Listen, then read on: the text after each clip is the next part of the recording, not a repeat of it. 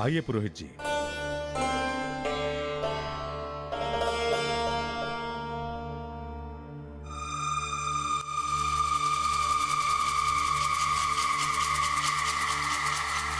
प्रणाम महाराज। महाराज, हम जानते थे कि देवी अंजना यात्रा छोड़कर वापस लौट आई हैं और वो अवश्य ही किसी अनुष्ठान अथवा यज्ञ के लिए सोच रही होंगी। इसीलिए अनुष्ठान की शुभ तिथि के निर्धारण हेतु हम पुरोहित जी को साथ लेकर आए हैं।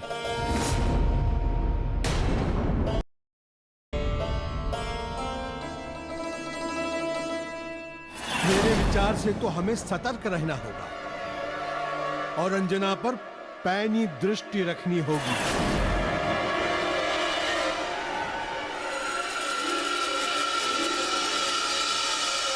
पुरोहित जी, आप शीघ्र ही नाग शक्ति यज्ञ की एक शुभ तिथि बताइए। नाग शक्ति यज्ञ? किंतु क्षमा करें महाराज, नाग शक्ति यज्ञ नाग के प्रभाव की वृद्धि के लिए होता है।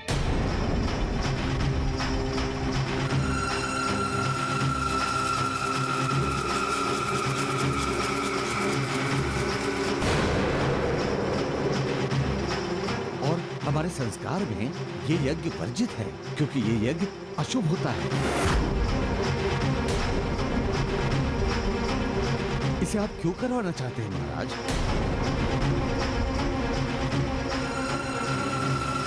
देवी, ये पुरोहित जी क्या कह रहे हैं? आप नाग शक्ति यज्ञ के विषय में ही कहना चाहती थी ना?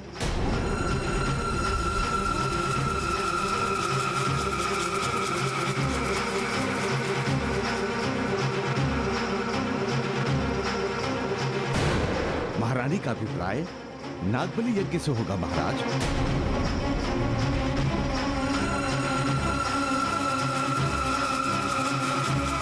इस यज्ञ से सर्प दोष दूर होता है। हाँ, यही सर्प दोष दूर करना है। पुरोहित जी, आप शीघ्र ही नाग बलि यज्ञ की शुभ मुहूर्त देखें।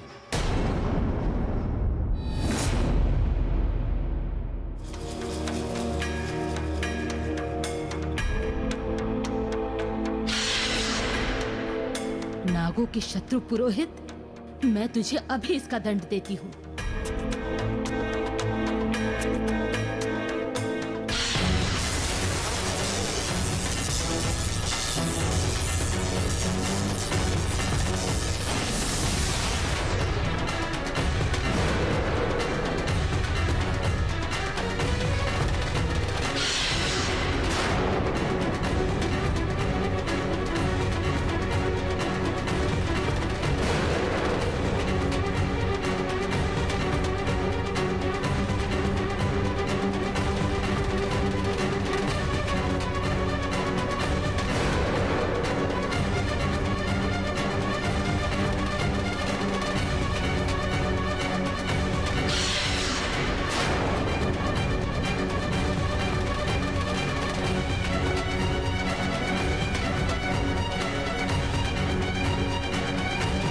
क्या हुआ पुरोहित जी?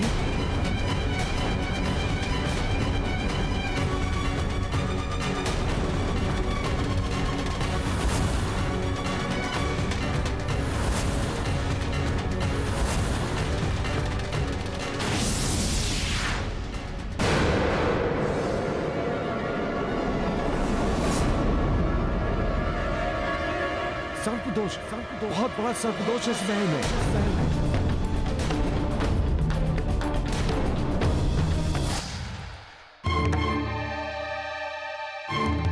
प्रभु, हमारा संदेह तो उसी दिन विश्वास में बदल गया था जिस दिन उस पुरोहित ने सर्प को देखा था और तत्क्षण महल से पलायन कर गया था। हमने और कुंजन जी ने आपस में बात किया कि ऐसा क्यों हो रहा है, उसे ये सर्प क्यों दिखाई दे रहा है। तब हम इस निष्कर्ष पर पहुंचे प्रभु कि वो मायावी सुकन्या ही थी जो नहीं चाहती थी कि नाग बलि यज्ञ महल में हो। तब हमने ये निर्णय किया प्रभु कि हम उस सुकन्या बनी अंजना पर चौकन्नी दृष्टि रखेंगे, क्योंकि तब तक हमारे पास कोई ठोस प्रमाण नहीं था प्रभु, और बगैर प्रमाण के हम कुछ कर भी नहीं सकते थे प्रभु। किंतु उस पैनी दृष्टि का भी कोई लाभ नहीं हुआ प्रभु, क्योंकि वो सुकन्या बहुत ही चतुर थी। किंतु प्रभु, पाप चिरायु नहीं होता ना, इसलिए उसके भी पाप का घड़ा फूट गया और उसकी सच्चाई सभी के सामने आ गई। कैसे और कब? प्रभु, जब पुत्री अंजना दारुण वन से लौटकर वापस आई तो दूध का जला मट्ठा भी फूक फूक कर पीता है ना प्रभु। हमने उसे भी शंखाली दृष्टि से देखा, किंतु उससे बात करने के पश्चात जब यह सच्चाई सामने आई कि यही तो अपनी पुत्री अंजना है, तब हमने सुकन्या को ढूंढना आरंभ किया कि वो दुष्ट सुकन्या नाग सिद्धि यज्ञ करने हेतु महाराज केसरी को लेकर चली गई है। इस समाचार को सुनने के बाद तो हम अवाक रह गए प्रभु।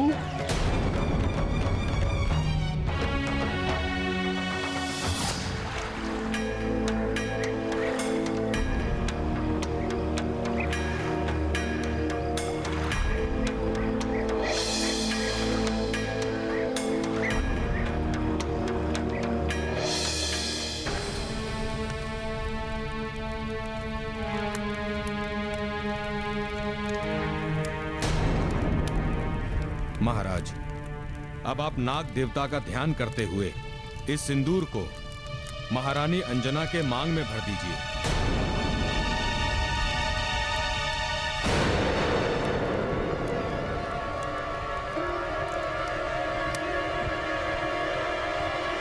पुरोहित जी, इसकी क्या आवश्यकता है? हमारा विवाह पुनर्विवाह तो हो नहीं रहा है। पति एक बार विवाह में अपनी पत्नी की मांग में सिंदूर भरता है।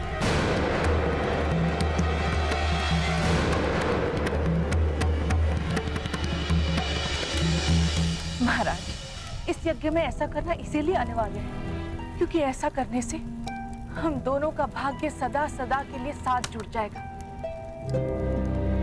इसके उपरांत हम दोनों के बीच सुकन्या अथवा अन्य कोई तीसरा हम दोनों को अलग नहीं कर पाएगा।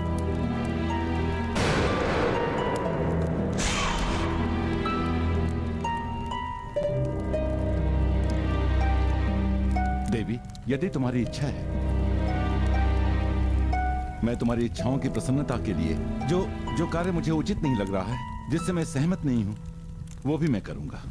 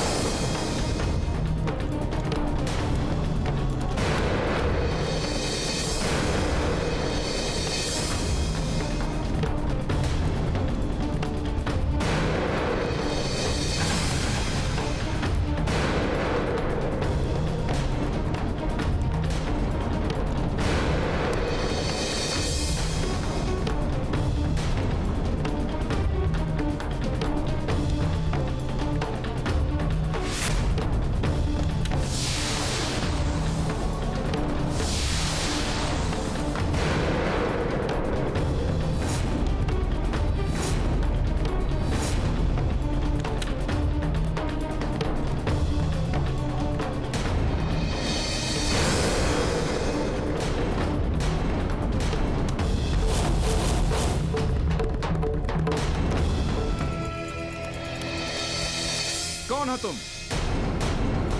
और हमारे इस कार्य में व्यवधान करने का साहस कैसे किया तुमने? महाराज, मैं अंजना हूँ, आपकी अर्धांगिनी, आपके चरणों की दासी अंजना। महाराज, ये झूठ बोल रही है। अंजना के भेष में ये सुकन्या है, सुकन्या।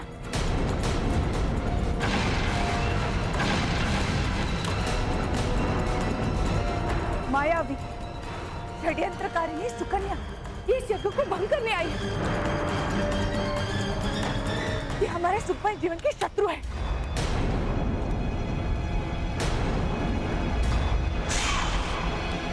नहीं पुत्र केसरी, इस ठगनी की बातों पर विश्वास मत करना।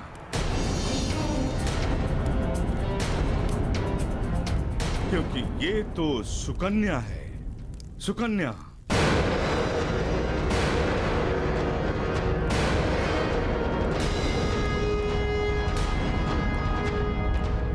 हाँ पुत्र, और ये है तुम्हारी वास्तविक पत्नी पुत्री अंजना, जो अभी अभी दारुण वन की यात्रा करके लौटी है। मैं सच कह रहा हूं पुत्र।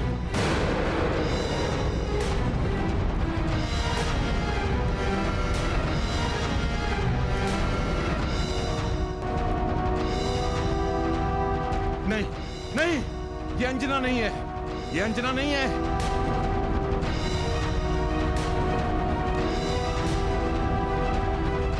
मेरी पत्नी अंजना तो ये है।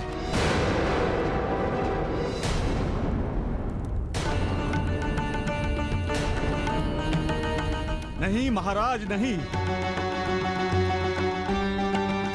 ये आपकी पत्नी अंजना नहीं, अपितु सुकन्या है, नागिन सुकन्या। क्यों क्यों मानूं आपकी बात को? क्या प्रमाण है आपके पास? सबसे बड़ा प्रमाण तो ये है महाराज कि आपकी पत्नी कभी भी धार्मिक अनुष्ठान को नहीं छोड़ती।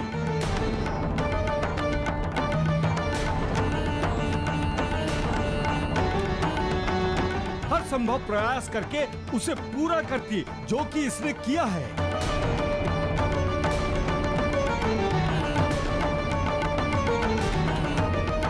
महाराज, ये सब आपको बरगला रहे हैं। इन पर विश्वास मत कीजिए, मत कीजिए इन पर विश्वास।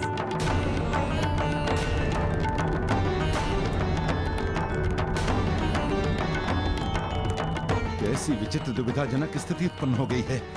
मेरी समझ में नहीं आ रहा है कि किस पर विश्वास करूं, किस पर नहीं करूं।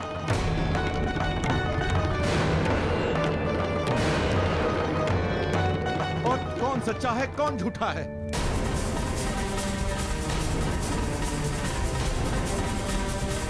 इसमें पता करने वाली क्या बात है महाराज? जो सत्य है वो पहले से आपके साथ है, और जो झूठ है वो अभी अभी आई है।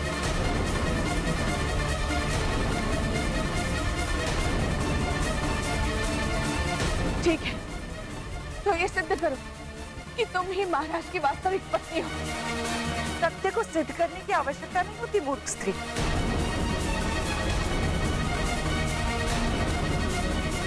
सत्य प्रमाण का पराश्रित नहीं होता है। ठीक, मानती हूँ सत्य पराश्रित नहीं होता, किंतु परीक्षा तो उसे भी देनी होती। यदि तुम सत्य हो तो परीक्षा तुम्हें भी देनी होगी। विश्वास है कि अग्नि मेरा रत्ती भर भी आहित नहीं कर सकती, क्योंकि मैं एक सच्ची पतिव्रता स्त्री हूं। भय तो उसे लगना चाहिए, तो झूठ झूठ तो तुम बोल रहे। कौन झूठा है और कौन सच्चा, इसका निर्णय तो अग्निदेव की प्रचंड ज्वाला ही करे।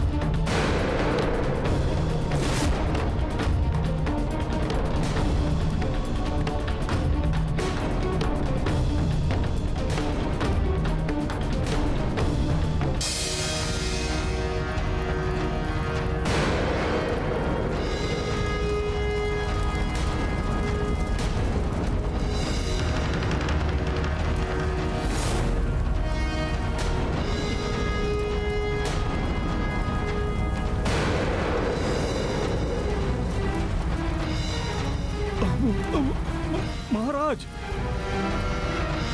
इस अग्नि परीक्षा को रोक दीजिए, अन्यथा अनर्थ हो जाएगा। देवी अंजना वही है जिसे इसने चुनौती दी है।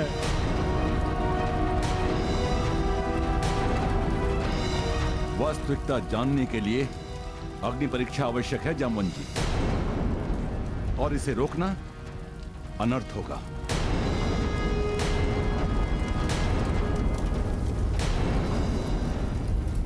नागिन, अग्नि तैयार है।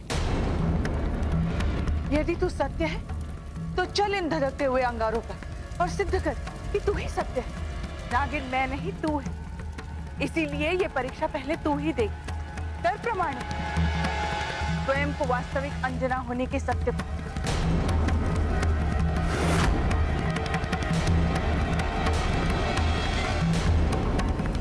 ठीक है, मैं देती हूं पहले अग्नि परीक्षा।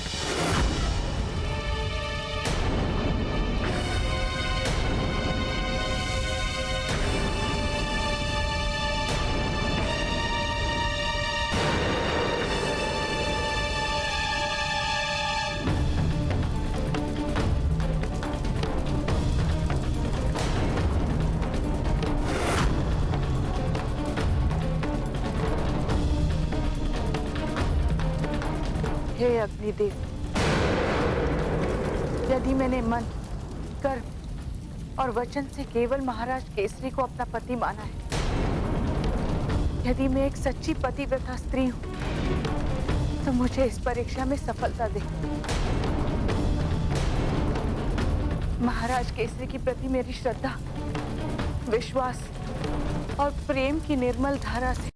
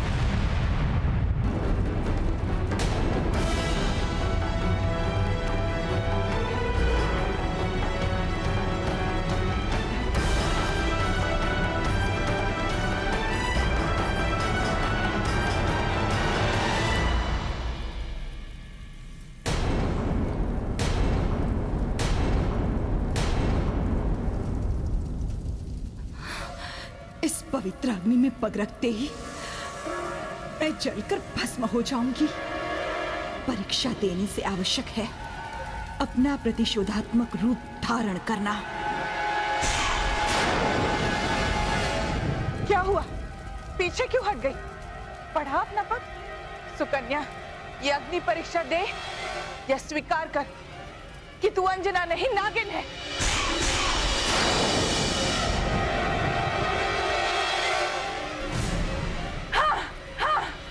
सुकन्या, सुकन्या, मैं अंजना नहीं, सुकन्या, सुकन्या, मैं सुकन्या, सुकन्या, मैं अंजना नहीं, सुकन्या, सुकन्या, सुकन्या, सुकन्या।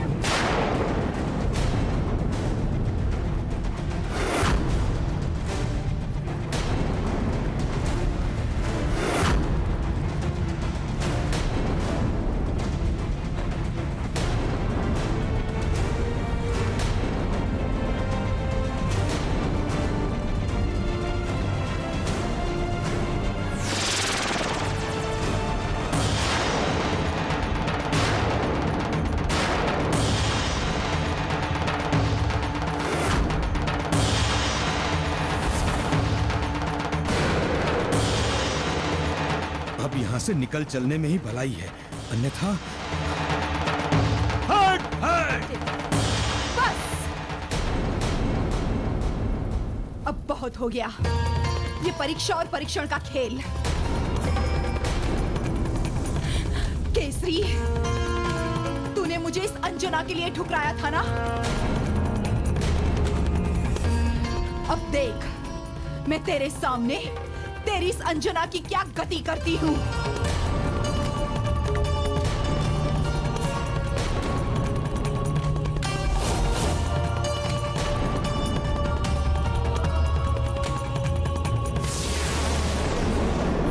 अंजना का उपचार संसार का कोई भी वैद्य नहीं कर सकता, क्योंकि इसे मैंने डसा है।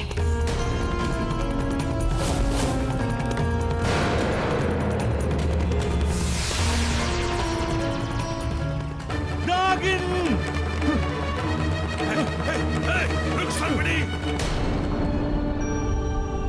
किंतु प्रभु, पुत्री अंजना के सतीत्व के सामने वो दुष्ट नागिन पराजित हुई, उसकी दुर्भावना पराजित हुई और उसे वापस लौटना पड़ा। सतीत्व में बहुत शक्ति है महाबली काका। इस संसार में सतीत्व अवस्था से कोई नहीं जीत सकता। फिर वो तो मलिन मंशा वाली स्त्री थी। आपने सत्य कहा प्रभु। ये तो पुत्री अंजना की सतीत्व की शक्ति ही है जो अपने ऊपर आए समस्त संकटों पर विजय प्राप्त कर देती। इसीलिए तो शास्त्र में अंकित है कि धर्म के राह पर सदैव अडिग रहना चाहिए, ताकि जिसका जो भी धर्म हो वो धर्म की राह को कभी त्यागनी नहीं चाहिए, ताकि कितनी भी कठिन या प्रतिकूल परिस्थितियां भी क्यों ना आ जाए। हाँ हाँ प्रभु, धर्म से डिगना पराजय को निमंत्रण देना है।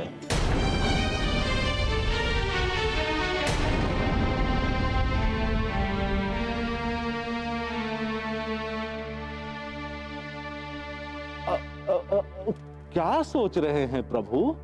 सोच नहीं रहा हूँ महाबली काका, मैं याद कर रहा हूँ। किसे याद कर रहे हैं प्रभु? अपनी अनाया माता की श्रुति खड़ी हो गई।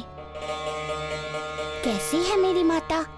प्रभु, उनकी दिवस और रात्रि आप ही को याद करते करते व्यतीत होती है प्रभु। आठों प्रहर बस आपके लौटने की प्रतीक्षा करती रहती है प्रभु। नवनिधियों को प्राप्त कर कर ही मैं उनके पास आऊंगा और उनका दर्शन करूंगा। कभी कभी मैं भी विभोर होता हूँ उनके दर्शन पाने को। समझ सकता हूँ प्रभु, किंतु भावनाओं से ऊपर है कल्याणकारी कार्य। हाँ काका, तभी तो। प्रभु, बातों के क्रम में मैं तो ये पूछना ही भूल गया कि आपने किस विशेष कार्य हेतु मुझे याद किया है। महाबली काका, हम इस संसार में अधर्म के विरुद्ध एक युद्ध लड़ रहे हैं, इसलिए ये आवश्यक है कि इस संसार में धर्म का प्रचार आवश्यक हो, जिसके लिए मैंने अष्ट सिद्धि की कथा को सम्मिलित किया है। ये लीजिए महाबली काका।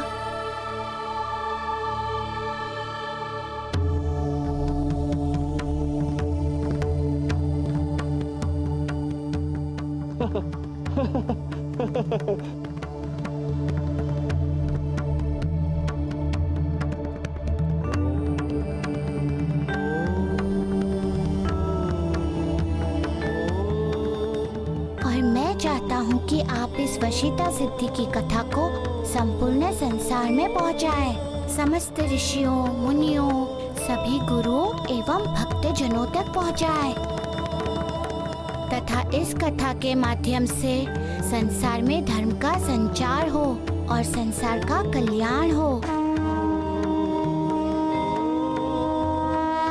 प्रभु, ये तो अति फलदायी एवं शुभ कार्य है प्रभु।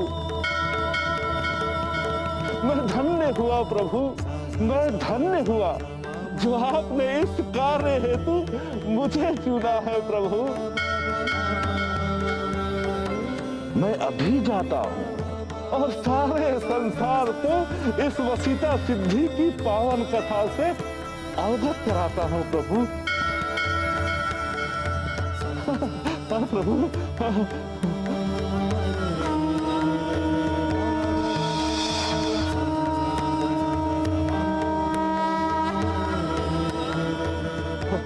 प्रणाम प्रभु।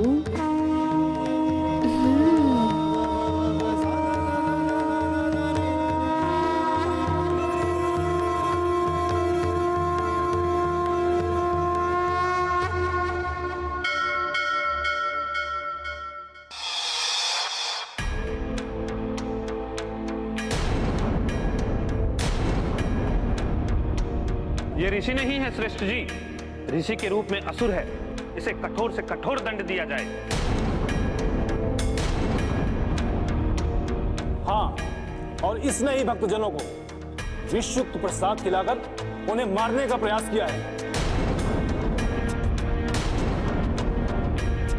हाँ, ये हत्यारा है। इसे घृणित कर्म के लिए कठोर से कठोर दंड मिलना चाहिए।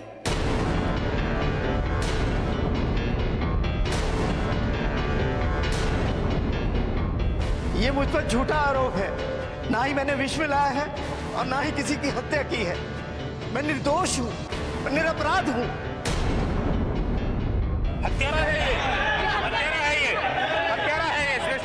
शांत हो जाइए, संयम धारण कीजिए।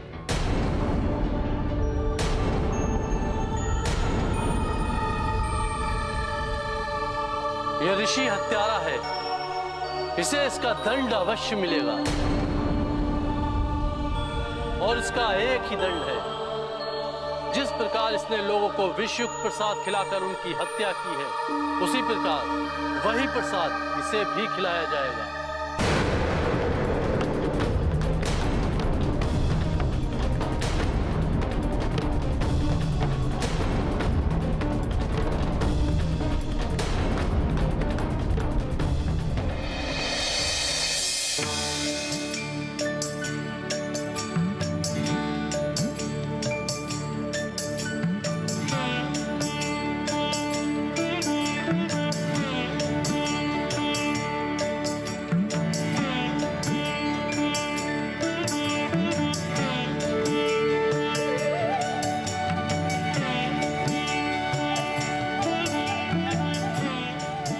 अब वसीता सिद्धि की कथा पूर्ण हो जाने के पश्चात ऋषि अंगिरा को मुझे इशिता सिद्धि की कथा करनी होगी, क्योंकि धर्म अनुसार वशीता के पश्चात इशिता सिद्धि की ही कथा कही जानी चाहिए। जिस प्रकार वशीता सिद्धि का आधार श्रम की महत्ता थी, इसी प्रकार इशिता सिद्धि की कथा का आधार स्त्री एवं स्त्री सम्मान है। उसी कथा से ये तथ्य संसार के समक्ष प्रकट होगा कि स्त्री पूजनीय है, शक्ति का स्वरूप है। स्त्री का सम्मान करना हमारा परम धर्म है, क्योंकि जहाँ पर स्त्री की पूजा होती है, उनका सम्मान होता है। वहाँ के लिए कहा गया है कि जत्रा पूज्यन्ति नारीस्तु तत्र रमन्ते देवता, अर्थात जहाँ कभी भी नारी की पूजा होती है, वहाँ देवता वास करते हैं। किंतु ऋषि अंगिरा अब तक है कहाँ? उन्हें तो प्रसाद वितरण कर अब तक आ जाना चाहिए था। कहीं पुनः किसी संकट में तो नहीं फंस गए?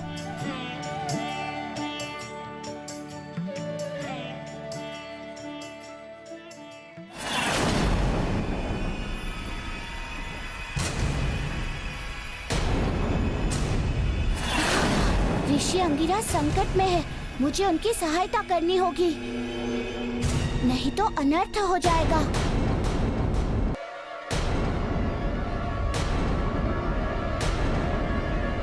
मेरा विश्वास कीजिए, मैंने कुछ नहीं किया, मैं निर्दोष हूँ।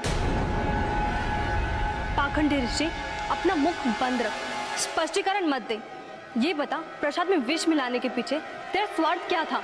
हाँ, बता।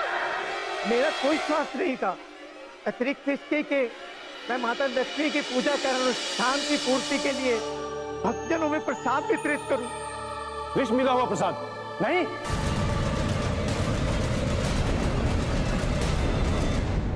नहीं नहीं,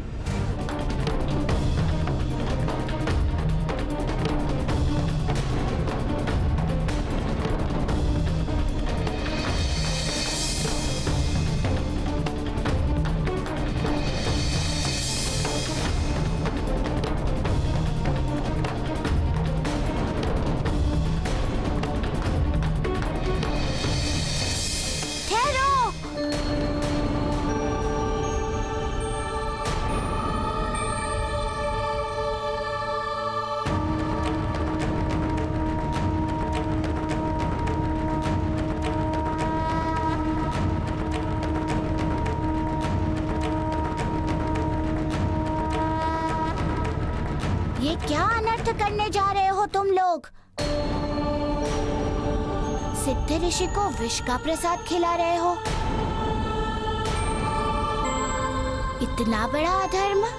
वानर बालक, तुम जिसे ऋषि कह रहे वो ऋषि नहीं है, बल्कि एक अधर्मी है, अपराधी है।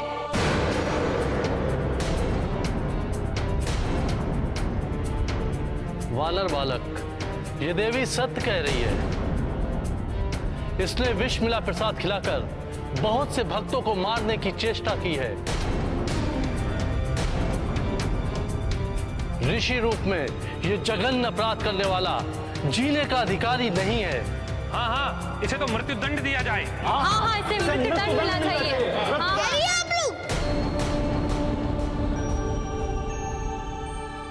आवेश में मत आइए, क्योंकि आवेश सदैव ही विनाश एवं हानि का कारण होता है। आप लोग इनके अपराध के विशेष में इतने विचलित क्यों हैं? क्या किसी ने भी इन्हें विष मिलाते हुए देखा है?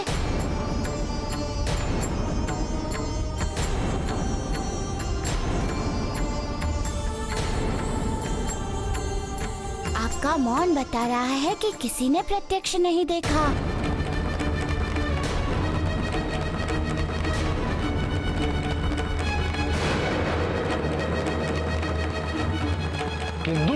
किंतु प्रसाद तैयार तो इसी ने किया था। तो फिर प्रसाद में विष कौन मिला सकता है? तो इसका अर्थ ये थोड़ी ना हुआ कि विष भी इन्होंने ही मिलाया हो। तो फिर कौन मिला सकता है प्रसाद में विष? ये तो जांच का विषय है सरपंच जी। ये वानर बालक इसका पक्ष ले रहा है श्रेष्ठ जी। नहीं बंधु, मैं पक्ष इनका नहीं ले रहा हूँ। मैं पक्ष केवल उनका ले रहा हूँ जो न्याय संगत है। मैं नहीं चाहता कि आपके हाथों कोई अनर्थ हो, किसी निरपराध को दंड देने का अधर्म हो,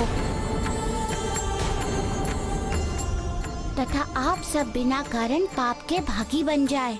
तुम्हारे कहने का अर्थ है कि हम सब झूठ बोल रहे हैं? मैंने ये थोड़ी ना कहा। जब नहीं कहा तो जो हम कह रहे हैं वो सुनिए। ये ऋषि एक अपराधी है और इसे दंड स्वरूप ये विष का लड्डू इसे खाना ही होगा।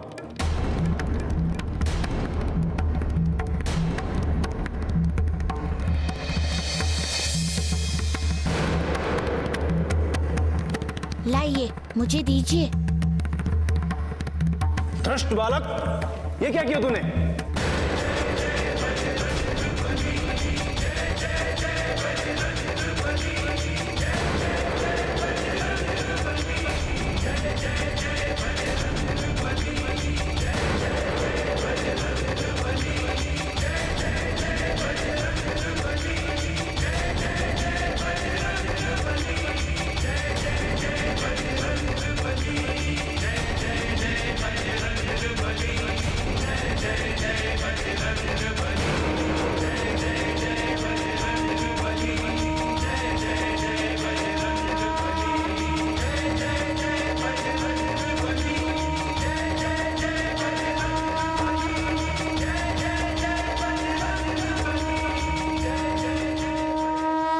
सरपंच जी, ये सत्य है कि प्रसाद में विष मिलाया गया है। जब ये सिद्ध हो चुका है कि प्रसाद में विष है, तो फिर दंड देने में इतना विलंब क्यों? हाँ, इन्हें शीघ्र दंड देना चाहिए। किंतु दंड देने से पहले ये तो जान लीजिए कि ये विष है कहाँ का। किंतु ये विष आया कहाँ से? विष इन्होंने नहीं, जो पाताल लोक से आया होगा वही विष लेके आया है। पाताल लोक का विष? इसका अर्थ? इसका अर्थ यहाँ हमारे मध्य कोई असुर है,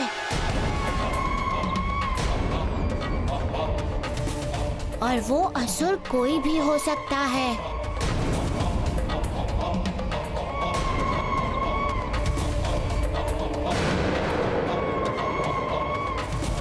असुर यहाँ और कोई नहीं, ये ऋषि है, ऋषि। इसका निर्णय भी अभी हो जाएगा। सरपंच जी, मेरे पास एक उपाय है। क्या उपाय है? असुर कभी भी पूर्ण आहुति के सामने नहीं टिके, इसलिए हम एक अनुष्ठान करेंगे जिसके माध्यम से जो भी असुर होगा वो हमारे सामने आ जाएगा।